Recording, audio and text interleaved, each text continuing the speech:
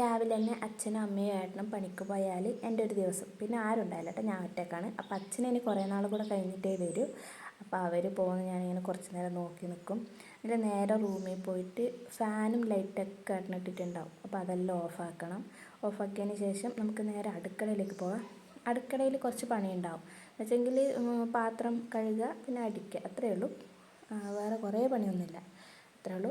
എന്നിട്ട് ഞാൻ നേരെ അത് ചെയ്തിട്ടില്ല കേട്ടോ. അപ്പോൾ അത് ചെയ്യുന്നതിന് മുമ്പ് പുതപ്പും ബെഡ്ഷീറ്റെല്ലാം ഒന്ന് മടക്കി വെക്കാമെന്ന് വിചാരിച്ചു.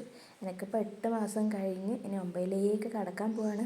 അപ്പോൾ എല്ലാവരും എനിക്കും കുഞ്ഞവൾക്കും വേണ്ടി പ്രാർത്ഥിക്കണം കേട്ടോ.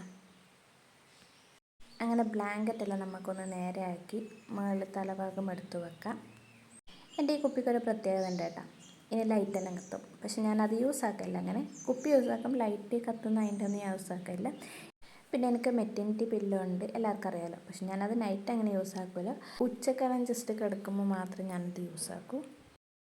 കുറച്ച് ഡ്രസ്സ് പുറത്തിടാണ്ടായി. പിന്നെ ഫ്രഷായി വന്നതിന് ശേഷം രാവിലെ ഉപ്പുമാവാണ് കേട്ടോ. ഇത് അംഗനവാടിയിൽ നിന്ന് കിട്ടുന്നതാണ് നമുക്ക്. ശേഷം നമ്മൾ മുടിയെല്ലാം ഒന്ന് ഒതുക്കി ചീവി വെച്ചു. നേരെ അടുക്കളയിലേക്ക് പോയി പാത്രമെല്ലാം കഴുകിയതിന് ശേഷം നമ്മൾ സിങ്കും പിന്നെ ഏരിയൊക്കെ ഒന്ന് കഴുകി വൃത്തിയാക്കിയതിന് ശേഷം നമ്മൾ അടിച്ചെല്ലാം എല്ലാ റൂമെല്ലാം ഒന്ന് അടിച്ചു, എല്ലാം വാരി. പിന്നെ ഇത് ക്ലീൻ ആക്കിയതിന് ശേഷമുള്ളതാണ് കേട്ടോ. അത് കഴിഞ്ഞാൽ നമുക്ക് പരിപാടിയൊന്നുമില്ല. പിന്നെ ഒരു 5 മിനിറ്റ് ഇരിക്കുക, അയൺ ഗുളികയുണ്ട്, അത് കഴിക്കുക. വേറെ പണിയൊന്നുമില്ല. ഇത് ഉച്ചക്ക് കഴിക്കാൻ ചോറും ചെറുപയർ കറിയും ഉണക്ക മീൻ വറുത്തതുമാണ് കേട്ടോ. കഴിച്ചതിന് ശേഷം ഒരു 10 മിനിറ്റ് നമ്മൾക്ക് നടക്കാം.